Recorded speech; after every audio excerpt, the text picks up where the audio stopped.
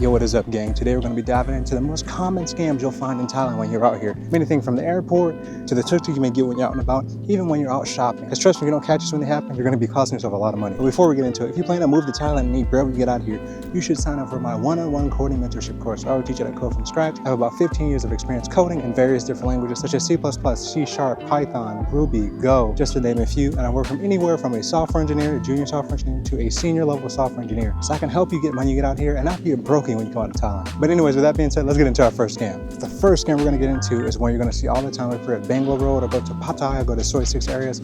Anytime you go to any club or bar, one of the newest scams out right now is this VIP scam. So let me put you on game, because trust me, they're going to do this all the time, especially if you come right now during the low season. So essentially, this is how the scam works. You go to the bar, you see a pretty girl you like, and you're about to sit down, and they say, wait, hold up, that table right there is VIP. And if you want to sit there, you got to pay us 4,000 baht. Which in context of Thailand, 4,000 baht is crazy expensive. So obviously you being the foreign you are, pay the 4,000 baht so you can sit there in the quote unquote VIP section. The thing they don't tell you is this is absolutely a lie. That table is not a VIP section.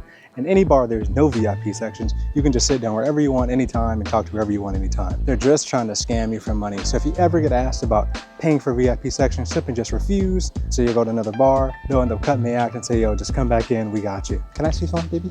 Cannot. Why? Why? I have to. G-Like, give me my phone back. Watch out, don't trip and fall. You tired, huh? So you gotta know, unless you confirm a table is specifically VIP, do not sit at the table. That means you should get VIP stuff. They should be giving you free drinks, whatever it is.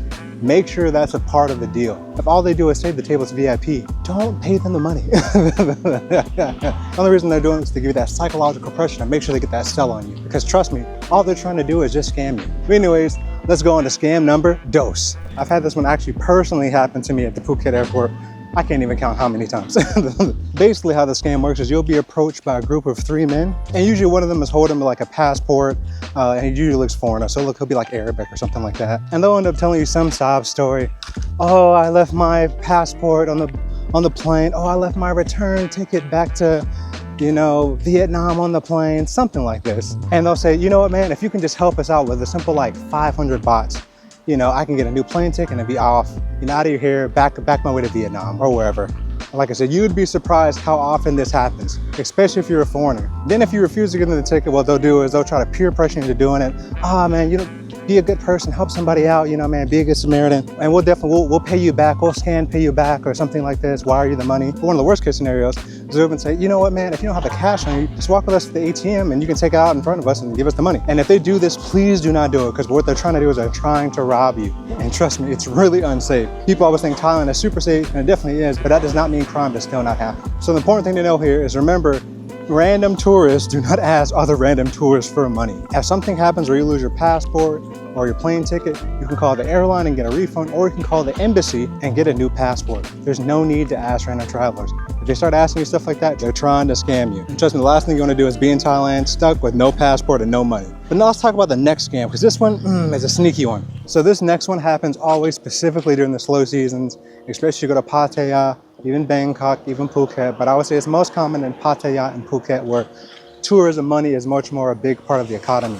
And this is the minimum drink bar scam. So picture this, you go to a bar, you see some girl you like, and you're like, oh yeah, I want to talk to her, right? And then the owner, or someone that at least represents the bar, manages the bar, comes up to you and says, hey, if you want to talk to that girl, there is a minimum drink requirement. You need to buy her 10 drinks, or you need to buy you or her 10 drinks. So basically just spend 10 drinks worth of money. And then you can talk to whoever you like. So essentially there's like a minimum talk bar fine. And so usually even do too is they'll have someone come talk to you first, and then afterwards they'll say, well, hey, to continue talking, you gotta pay that 10 drink minimum. So keep in mind, this is 100% not a thing. This is 100% a straight up scam, and this is not official policy of any business. So this is just exploitation that happens during slow season to try to get more money out of you. How all bar girls' salaries work is they actually work kind of pseudo off a commission.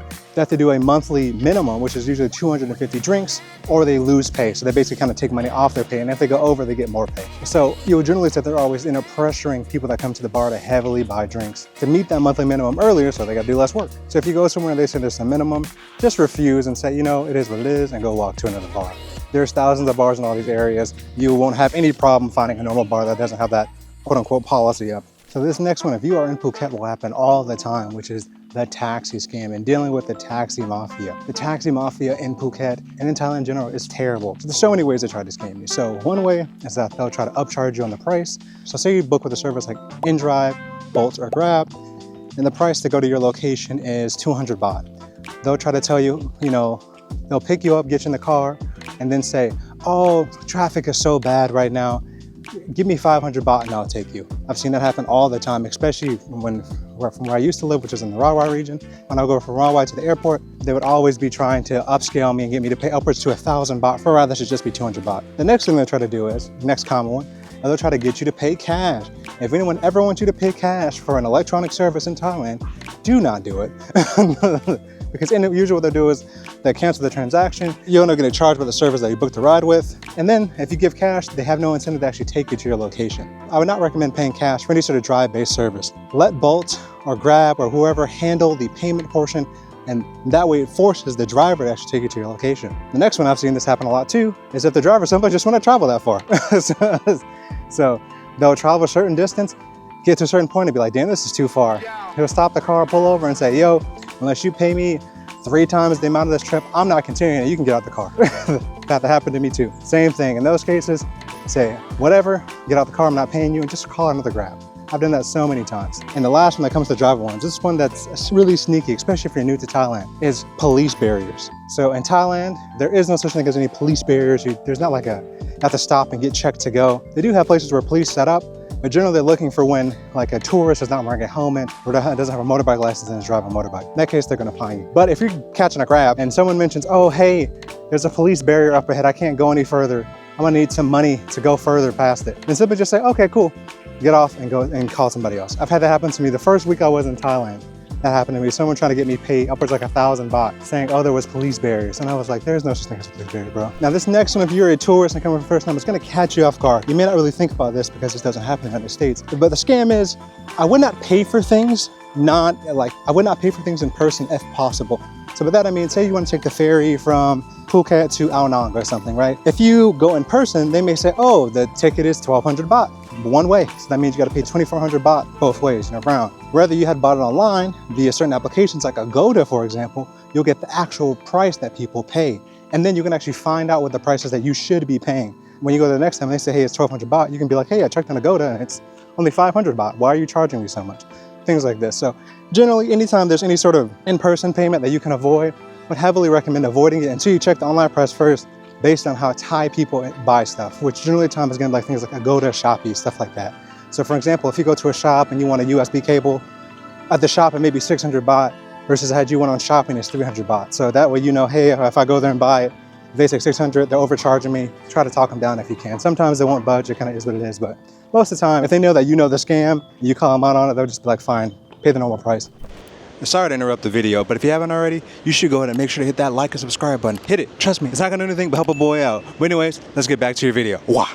This next one's a new one. It really affects people that are staying long-term in Thailand that have, for instance, like a long-term SIM card, which is this deep fake scam that's been going around. So I have not had this happen to me, but I had it happen to a couple friends of mine who had the same SIMs number for a number of years here. So essentially how this one goes down. So this one, I can't stand it because it's so slimy. So essentially you'll get a text message that say, hey, this is from the Thai police office. You owe some tickets. Click the link to go pay your ticket. And so then you'll click the link and next thing you know, boom, you're on a video call with the police officer. And you think, oh my God, they're about to arrest me, whatever. But really what it is it's just a deep fake clone. So they're on the call with a deep fake clone. And then what they do is they say, hey, if you basically don't pay us on the call right now, we're gonna make you pay X amount of bahts. And they basically want you to do some sort of wire bank transfer. I've seen this happen so many times, people get caught in it. They end up asking for $2,000, upwards of $4,000. Anytime the police ask you to pay any sort of fee, you're gonna have to go down to the police office in Thailand. And on top of that, the fee will never be more than 1,000 bahts. If it's more than 1,000 baht, you've done something abnormally. You've done something really abnormal. So another thing to keep in mind is Thailand is not super techy like that. No police office that I know here has any sort of video call technology, at least available in the office. They're using like basic 2002 Dell computers, you know what I mean? So like, you'd be lucky if they got Skype on those. So this one is specifically for the men out there. I see this happen anytime any foreigner comes to Thailand that's male, which is the Arabic/Indian guy that has a tuxedo shop scam. So you'll be walking down the street in Pattaya or be walking down Bangla Road and he'll approach you and say, oh my God, you're so handsome, you're so good looking. We would love to put you in a suit. Our suits are so cheap and affordable. So, and then they'll pull you into the shop, have you put on this really nice suit that's custom fitted for you. And then you ask for the price and he says, oh, it's only 10,000 baht. And you think 10,000 baht, good deal. Really, really good deal. He was like, we'll ship it to you in the US, you don't have to worry about da. And then so you pay the price and not only do you not get the tuxedo, but you know, finding out a couple months later, like everybody I know did, that you can get a suit anywhere for about 4,000 baht. That's the going price for any suit, no matter what it is. So please do not be out here paying 10,000 baht for suits. You're gonna be definitely out here getting hella scammed. And as always, that ends it for today, guys. If you guys want videos on Thailand, why not check out the video on my left? Or maybe you're more interested in other stuff about Thailand. Well, in that case, why not check out the video on my right? Either case, I'll see you guys next time. Wah!